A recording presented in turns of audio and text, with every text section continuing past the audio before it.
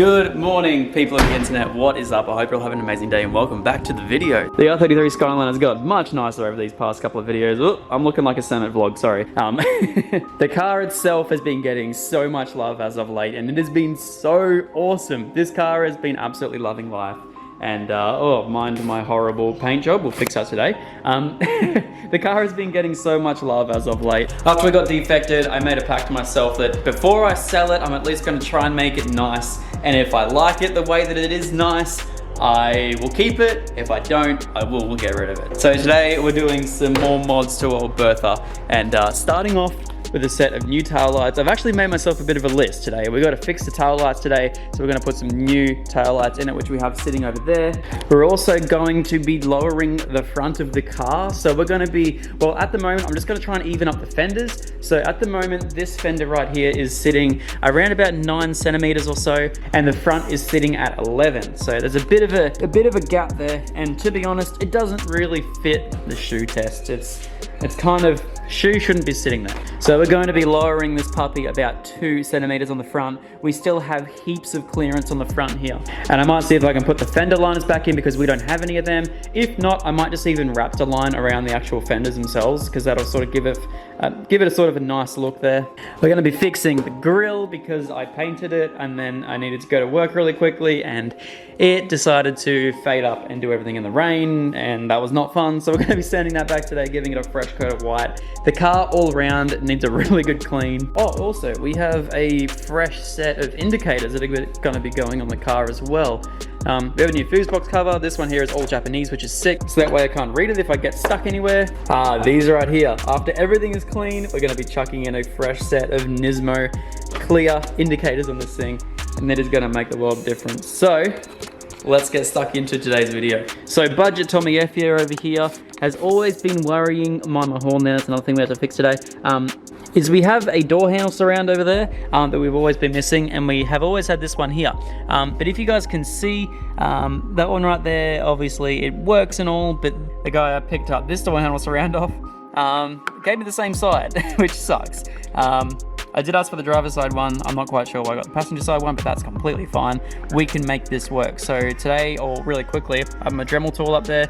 We're going to quickly cut up here and a little notch out of there. So that way, this one here should work on the opposite side as well. So let's get that done first thing. Alrighty, so I think first of all, I'm just going to I don't know, just continue that straight on unless I do a separate cutout.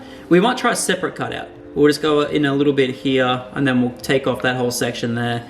And yeah, we should be all right with that. But first of all, we'll see how we go.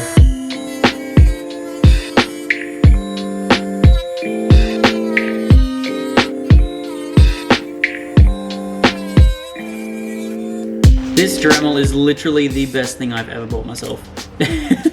I love it. I use it so often. Man, this is some hard plastic. God damn.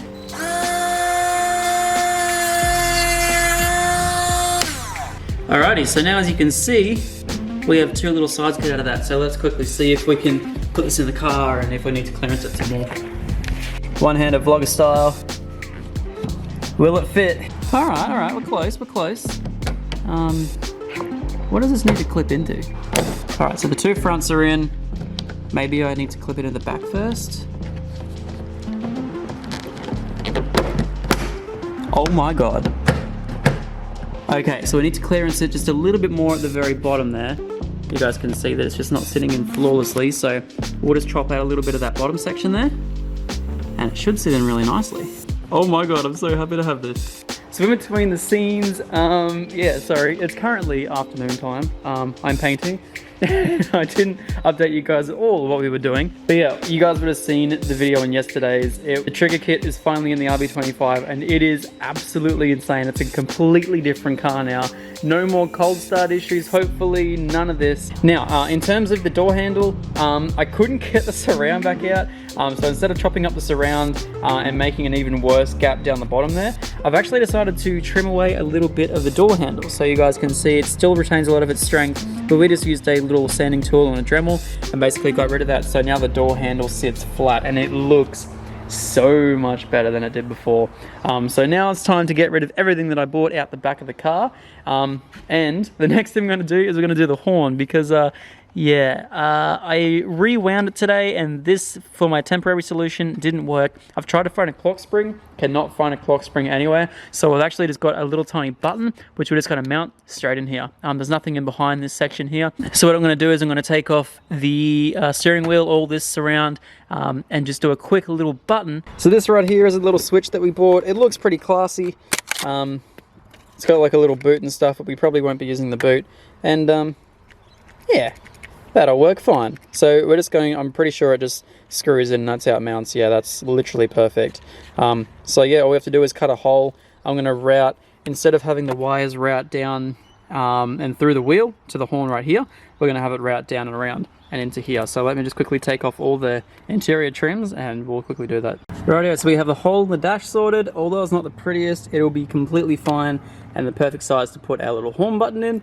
So now, the next thing left to do, we need to attach the horn obviously up to the orange wire up here, and then we have to find a ground somewhere down there. I'm pretty sure I had this as like a main ground point. But yeah, we'll see how we go. Such an easy button. It's just like just connects the both wires together, so it should make the horn go off. That'd be perfectly fine. Hell to the yeah. This is just temporary, so we're going to ground it on the key barrel here. And as you can see, our horn button works, no worries at all. So it's a lot safer than the original horn that we made up. So yeah, I'm stoked. It looks nice and sort of hidden down the back there, along with some other knobs and stuff.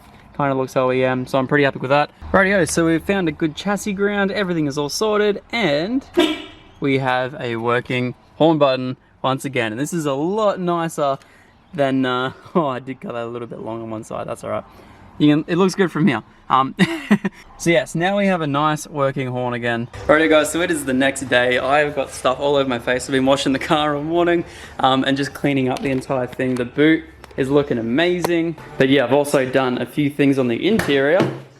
So as you guys can see, it looks almost brand new in here. I've decided to go back with the original dash for a little bit. I didn't have enough sensors plugged into the link to justify having it there, especially if I couldn't get the speedo to work at the moment. So we've temporarily taken it out. I'm also going to test it in the FD and see if I can work out some stuff. I reckon that'd be pretty cool. She's looking absolutely amazing in here. And then because my wipers were also squeaking, decided to wax up the windscreen. Windscreen feels amazing now, so hopefully no more squeaking. So the next thing I'm going to do is we're going to do the tail lights. Tail lights have got to come out. We're going to be replacing all of these like indicators and all that sort of stuff with a fresh set of tail lights. And then also this afternoon, I'm going to be removing these indicators, these faded orange indicators, and putting in some nice clear indicators. And then also, I finished up this just this morning, but we have a brand new grille. Oh well, not brand new, I've painted it, but looks so much nicer than the horrible yellowed sort of one that I had in there.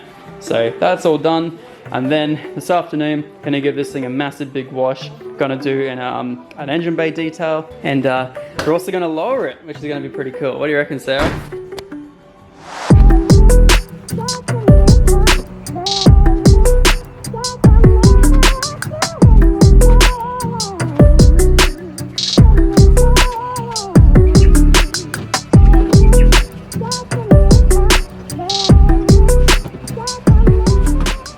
And there we have it, a fresh set of 33 tail lights. These look so much nicer in every way, shape and form. You guys can see the massive big crack through there versus that. And then also this one right here, that horrible yellowness compared to this beautiful clear indicator. Looks so much better. Hell to the yeah. Okay, so camera died, so I just quickly decided to do it. But I just lowered the car on the front. 2 centimeters. Well, the issue that I was having is the new exhaust at the very back, just behind the rear wheels, was 9.5 centimeters, where it's supposed to be 10. It was for the old exhaust, but not the new one. So we've raised we've lowered the front, which technically should raise a little bit of the rear, because we had like 16 centimeters at the front to play around with. So now we should be sitting 14, which is a little bit higher than what we originally had it, but it should sit more flat, which will look nice. So you ready? I'll just see if I can drop it just so we can. Oh yeah. I'm happy with that. You happy? It looks no different. But, yeah. What do you mean? No, like the front gap here. Oh yeah, that's definitely lower. Yeah. Cool. Yes. Oh my god, I like it again. Instantly. Go get your measuring tape, measure it all up. Oh good, no, it's perfect. I use my calipers. Ooh. That's a big move. That's professional. That's a big dick move. I like it. So although Sarah couldn't see it, it is definitely a lot lower at the front. Looks much nicer. You guys will see it more when you when we move outside. But the next thing I'm going to be doing is changing out our indicators. So I've already broken them on the other side, so now I know how to do it though, which is good. So I grab a little trim removal tool, and we'll take that out, replace the bulb, new indicator, all will be good.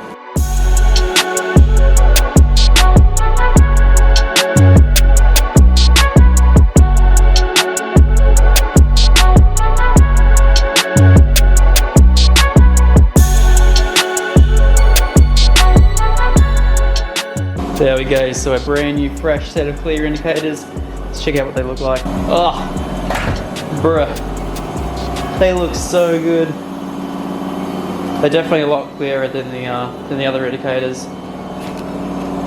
Just in terms of like, I don't know, just how much light they emit and how noticeable they are. A lot of people have issues, especially with the Series 2, because the indicator is just so far down. And a lot of people sort of get honked at and apparently can't see that, especially during the day, you can barely see that. So a lot of people actually move it up to here into the Parker slot, which I think is a pretty good idea. But, oh, those new tail lights look so good. So the 33 has definitely got much nicer over the past couple of videos. So the last thing now to do is to reverse it back and give it a wash, which it desperately needs, because look at all this. Even my new tail lights are all horrible, all down through here. We're gonna also polish up that rear bar there. Thing just needs a really good once over.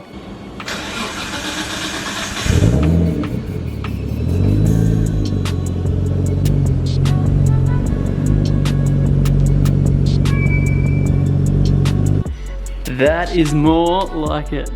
Ha! Oh man, it looks so good. Okay, I've fallen back in love with the car now. It's not overly low. We could still fit a couple of, we could still fit some wider tires, I reckon. But even just the interior now. Look how fresh that is. I need a new wheel. This one's all matted up and horrible. But looks so sick. All right, let's give her a quick tub.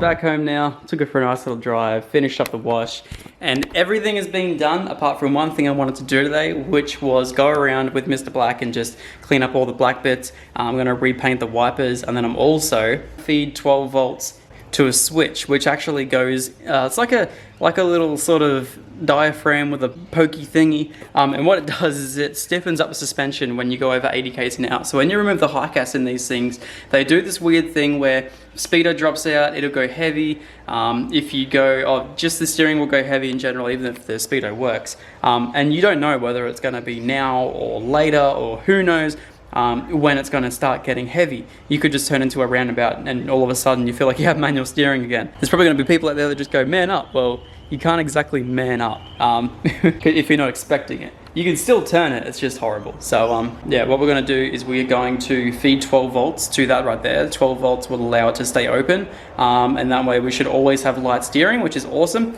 But I'll put that into another video simply because I know there's a few people out there that are having the same issues. But yeah, the grill's looking so much better, the car's looking so much better after a nice big wash. Got some brand new Nismo clear indicators there. We've lowered the front down just a little bit. We have some new tail lights, which are looking sick. And aside from that, this car is almost where I want it to be. And the next thing I'm going to be doing in the next video, or probably not the next video, but next weekend, is we're going to be tinting this thing once again. You guys all seem to like the massive big glare strip that we did across this thing, and it's awesome. But we're doing, I think we have 42% at the moment, which is darkest legal. I definitely want it to be a whole lot darker. 18% probably all round, which is what I have on all my cars. The RX-7's got 18%, and it's pretty much what I have, or what I have had on all of my cars. It looks really nice. So we're going to be doing that to the R33 next week. It's sitting a lot nicer definitely now that we've lowered that front down a little bit. Oh man, I'm stoked with this car again finally, which is a feeling that I've wanted to feel for a while now. So trigger kit's all set up, feeling amazing. Interior is completely detailed. The exterior is completely detailed. I am one happy Zachy. Thank you so much everyone for watching. I'll see you in the next one. Peace.